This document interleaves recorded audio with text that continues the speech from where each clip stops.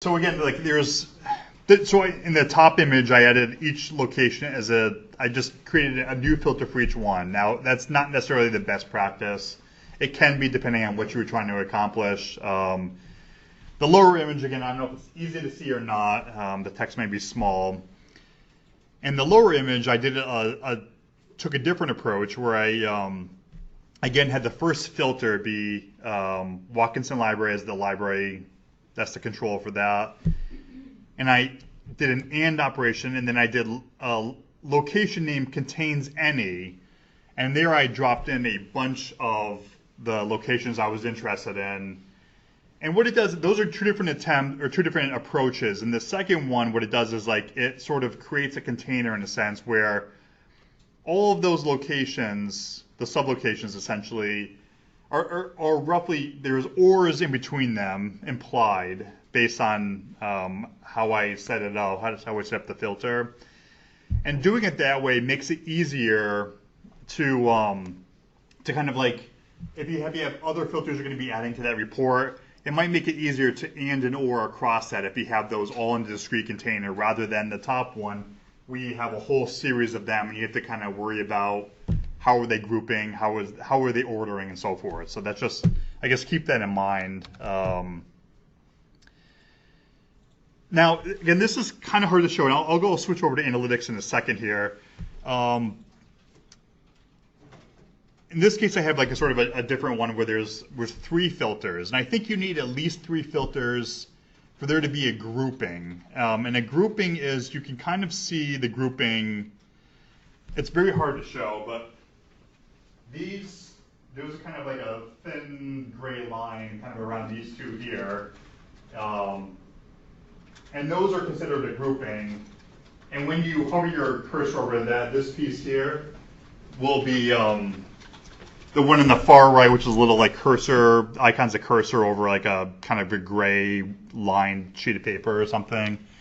That gives you grouping options, and you can kind of see in that far right image, it shows you the options you have where you can ungroup it. You can ungroup those items, delete the group, or duplicate the group. And what grouping does is think of grouping as a way of almost like nesting or something like that, where you kind of like, I want, in this case, the number of loans, not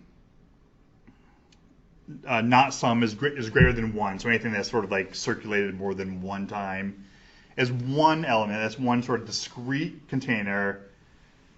Then I'm doing and within that and, there's a nested group of where the location name is equal to either main or Watkinson.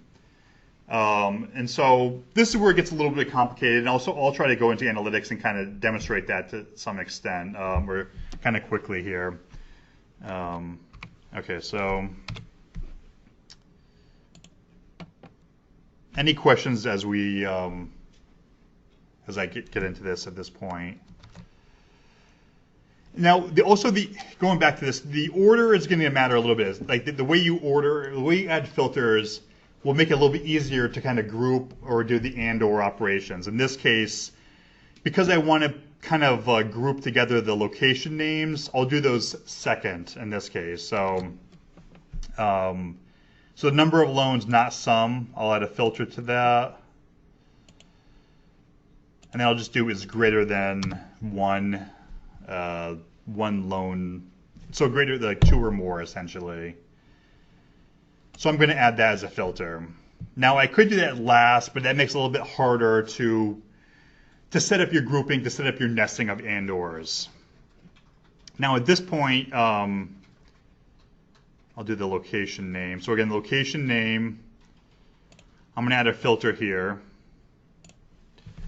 Now, what I could do here, and what would probably be the best case, is adding, like say the 2 or more locations I want to add. So let's say I want to do main, and then I want to do Watkinson, so I can add those both, and that would actually probably be the best practice approach, to do those together with a sort of like either or statement essentially, and that would be just, that way you would have essentially 2 filters, and it would be easy to do the and or on that. But in this case, I'm just for demo purposes, I'm going to create two separate filters. Again, not the best practice, but so I added one. So right now it automatically joined the and. It actually, it set the and essentially these are in a group right now. You can kind of see like they're in the kind of the, I don't know, that. Actually, they're not really in a group yet. And you can just click the and to switch it to an or, so forth. And then we just add one more location.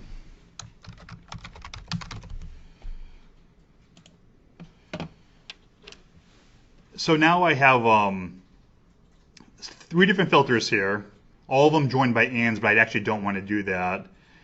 So what I will do here is switch an or. So the last filter there, I click the and, switch it to an or, and at that point, now you can see that they're actually like, even though like if I hover on the top one, you'll see there's kind of that box around all of them. But they're all not necessarily in a group at that point, because if you kind of go to the far right, you don't have that grouping icon available there. So not all 3 are not necessarily in a group or nested together, even though it kind of looks like that. What I did do is by switching the or as the last operator between the 2, that actually created a group of the last 2 items there. So now when I hover over either of the 2 there, you'll see like it's in that container, and you do see that icon in the far right with the little mouse cursor over the sheet of paper or the menu or something. That illustrates that these are in a group. So what these filters are doing is just saying like I want all items that have a greater than 1 number of loans and that are in either main collection or Watkinson. So that by doing that, it created a group. Now again, if I had done the locations first and the number of loans last, I could have set it up correctly. I could have set it up to group properly. It makes it a little bit harder though, having done it in that order. So it's better if you have like one discrete element and then you have others you want to group, to kind of do this as sort of like a second step. That just makes it a little bit easier for you. And then so these are in a group. Within the group, there's an or operator between them, and then that group is together has the and operator between that and then the first filter. And then I can again like either one of those highlight it. And at that point, I can ungroup it, delete the group, or duplicate it if you're doing sort of a more complex filtering. I won't run the report here; it's going to take a while. But I just wanted to give like a quick demo of that. Like again, you can get relatively complicated with a lot of nesting and a lot of grouping and that. I guess any questions at this point? Is that kind of a decent explanation of and/or and filtering and stuff? All right, so I'll try to for pacing, I'll just try to keep moving on. So that's essentially the and/oring of filters and grouping them. And what it does is it basically like doing in this method basically allows you to sort of bypass having to know SQL statements and building a SQL. This is sort of building SQL or SQL under the hood as you're doing these and/or and grouping and things like that. So it's a nice graphical user interface for doing those operations